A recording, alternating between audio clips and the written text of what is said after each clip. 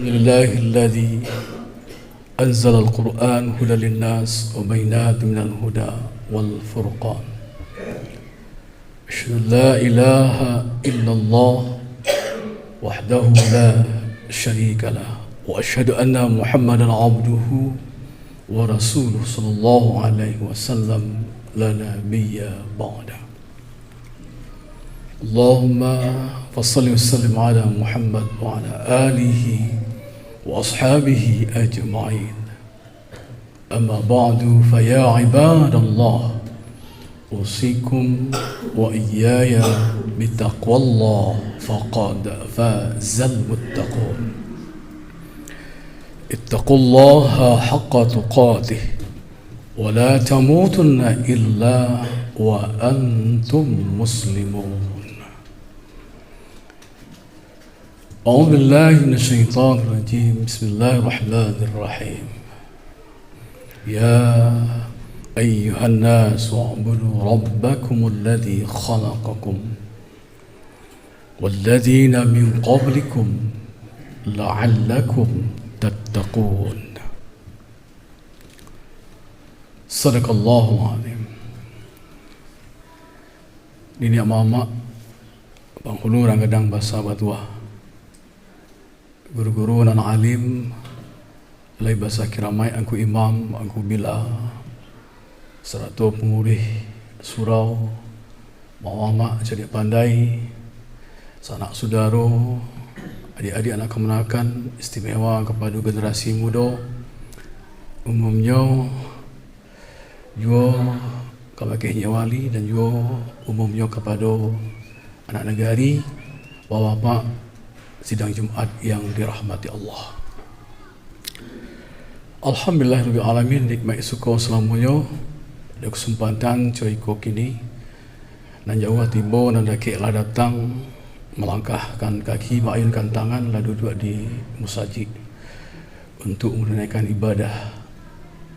Mudah-mudahan apa yang kita lakukan dinilai oleh Allah Subhanahu wa taala menjadi amalan soleh, sehingga kita mendapatkan barakah, banyak kebaikan, dan niat baik kita juga dibalasi Allah dengan maghfirah, ampunan Allah, sehingga kita pulang kepada Allah mudah-mudahan mendapatkan rahmah sepanjang masa hendaknya. Amin ya rabbal alamin.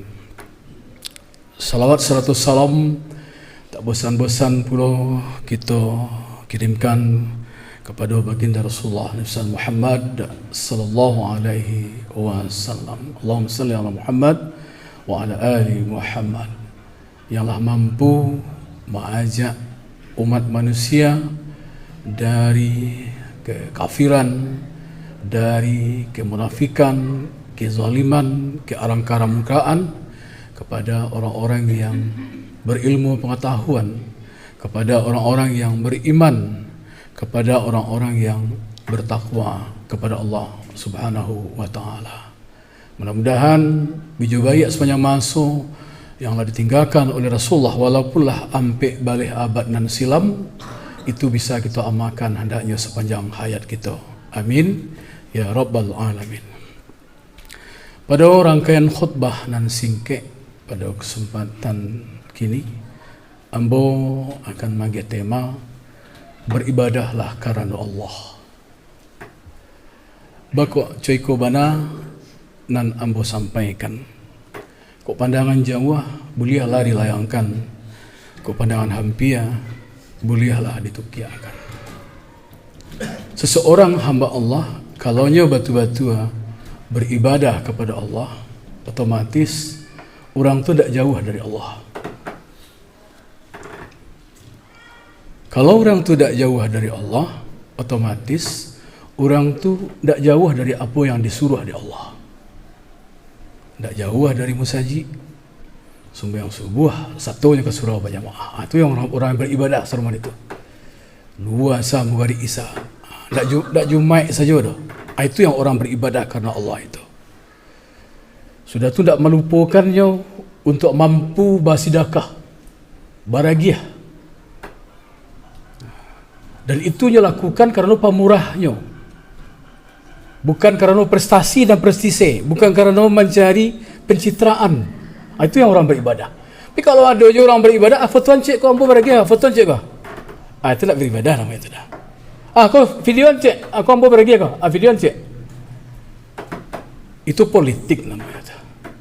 Ibadah tak bisa dikaitkan dengan politik. Karena ibadah itu adalah hak Allah dengan manusia itu. Hak manusia dengan Allah itu. Makanya orang Arab mengatakan, orang nak ibadah tu orang nak tahu diuntung. Jadi aku kaum muslimin jemaah Jumat yang hadir hari ini, awak Jumat pengan awak masih di lapau ya bro. Maaf awak Jumat pengan awak masih di parak ya bro. Pengan awak masih di balai ya bro. Pengan awak masih di menantu ya bro. Pengan awak masih je di tempat lain ya bro. Itu tak beribadah nama itu dah. Karena orang beribadah itu betul-betul di hati mati, di mata butuh khusus hanya untuk Allah. Tak ada yang lain. Apa yang dia lakukan, tak ada yang lain. Begitu pula ketika membaca Quran. Jangan rajin saja membaca Quran tu ketika orang kematian, yasinan. Kesudahnya yasin sini dibacanya. Apakah tidak boleh? Boleh. Tapi kan masih banyak surat yang lain. Kan banyak orang hanya dalam hidupnya hanya membaca yasin saja. Sementara surat-surat yang lain tak dibaca 30 juz itu. Satu yang balik surat tak dibaca. Seharusnya dibacalah dari awal. Diselesaikan sampai akhir. Kok mengaji itu dari alif, beretong itu dari asa, otomatis awal kaji itu dibaca dari awal. Al-Fatihah, tuntaskan Al-Baqarah, tuntaskan Ali Imran, An-Nisa, selanjutnya sampai nanti ditutup dengan surat pendek. Ada di situ surat Al-Falaq, ada di situ surat An-Nas, ada situ surat Al-Ikhlas. Inilah orang yang beribadah itu. Karena takut kepada Allah itu tidak mencari waktu. Kini mau ke Jumaat kau. Harus ke Sarawak. Dek Jumaat saya ke Sarawak. Berarti tidak beribadah namanya. Hamba Allah itu Tuhannya setiap waktu. Tuhannya Allah. Tidak di Jumaat saja. 5 waktu dalam sehari semalam, di mana saja bumi dipijak, di mana saja langit dijunjung, di situ ada Allah. Jadi Allah itu dalam hidup dan kehidupan orang yang beribadah betul-betul berlilah-lilah dia karena Allah. Makanya kaum muslimin jemaah Jumat dalam Al-Quran tadi surah Al-Baqarah ayat yang ke-21 dalam kajian tafsir Imam At-Tabari dalam tafsirnya Jami'ul Bayan fi Ta'wil Quran mengecekan bahwa surah Al-Quran surah Al-Baqarah ayat yang ke-21 itu sebenarnya ditujukan kepada kelompok dua macam. Yang pertama kepada kelompok orang-orang yang musyrik yang ketika itu yang berada di Makkah, berarti orang-orang kafir Makkah. Yang kedua ayat itu dibaca adalah untuk orang-orang yang berada di Madinah, yaitu orang-orang yang munafik, kata Imam At-Tabari. Dan dua lainnya siapa? Mungkin itulah nanti masuk kepada orang-orang yang fasik, nanti masuk kepada orang-orang Yahudi. Bako iko menjadi pangka daripada khutbah kita. Karena Allah sendiri yang mengatakan secara sifat yang umum, ya ayuhan nas, wahai semua manusia. Indak baca lihat ma sukunya, indak baca lihat ma bangsanya, indak baca lihat seagamanya. Allah perintahkan, oi sekalian manusia. Sia saja manusia aja. Diperintahkan untuk menjadi budak Allah, diperintahkan untuk menjadi hamba Allah, diperintahkan untuk supaya mereka menyembah kepada Allah. Kalau Allah sudah mengatakan seperti itu, lalu apa yang harus kita lakukan? Ujung-ujungnya Allah menyindir kita. Sedangkan orang-orang sabalun kamu lah disuruh supaya beribadah kepada Allah. Kenapa kamu tidak juga beribadah kepada Allah? Kenapa kamu memilih-milih ibadah itu? Bakok Jumaat saja beribadah seolah-olah di masjid itu berjamaah Jumaat saja. Nan subuh apa? Nan luar apa? Malah nampak dan bawa ada orang nan sembahyang di tengah sawah tu. Ada orang yang sembahyang sambil manggaleh, tagaknya di muka lapaunya tu, awak mencari anyu salat di situ. Apakah itu yang dikatakan ibadah? Sedangkan orang Minang selalu mengecekkan. Kok makan dia gia baku tiko. Kok salat dia gia baku katu. Kalau yang nemu makan ketika parilita, kalau yang nemu salat tentu di masjid. Kalau tidak salah lah. Itu setiap-tiap musajid dibuat itu kaligrafinya. Dalam surah At-Taubah ayat 18 itu, hampir seluruh masjid membuat serupan itu. Bismillahirrahmanirrahim. Innama ya'muru masajidallah. Jadi orang-orang yang beribadah itu adalah orang-orang yang mampu, mereka itu menjadikan rumah Allah itu tempat beribadah. Mereka yang mampu memakmurkan masjid Allah itu setiap waktu dan setiap saat. Makanya Rasulullah mengatakan dalam hadis beliau, nyokecekkan ke orang kafir yang ada di Makkah, nyokecekkan ke orang munafik yang ada di Madinah. Apa kata Rasulullah? Innal ahda alladhi bainana wa bainahum as-salah, faman tarakaha faqad kafar.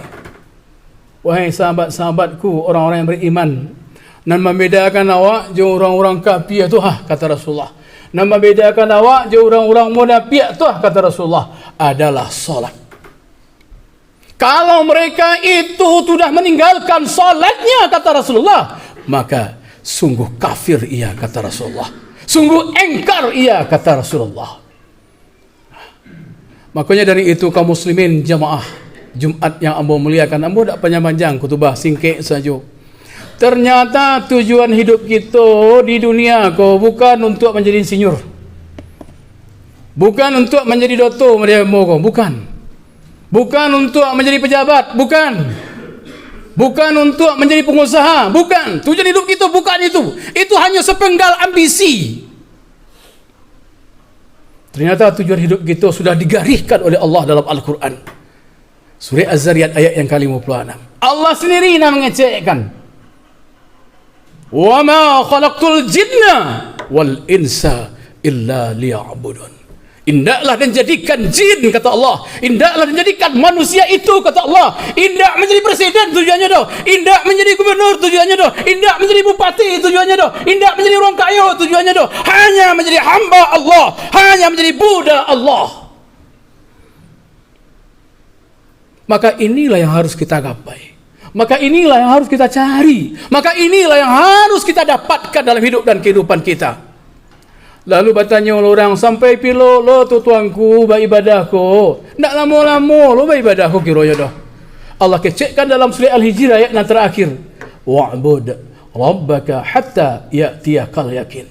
Kalau nak ni beribadah kau, tak perlu lama-lama, dah kata Allah dalam surah Al-Hijr ayat yang terakhir tu. Bila tu sampai angukmu berpisah dari badanmu. Sesudah tu berhentilah kamu beribadah. Begitulah kewajipan ibadah di hadapan Allah Subhanahu wa taala. Sehingganya Allah katakan, orang yang betul-betul beribadah kepada Allah dalam surah Al-An'am ayat 162, tolong ina manuangkan, amalkan niko, bukan karena siapa-siapa, bukan karena pencitraan, tetapi batu-batu karena Allah. Inna salati wa nusuki wa mahyaya wa mamati lillahi rabbil alamin. Mengeceklah ke Allah, ya Muhammad, sampaikan, sesungguhnya salatku, ibadahku, hidupku, matiku bukan untuk apa-apa, hanya saja untuk Allah Tuhan sekalian alam. Fa'tabiru ya ulil absar la'allakum turhamun.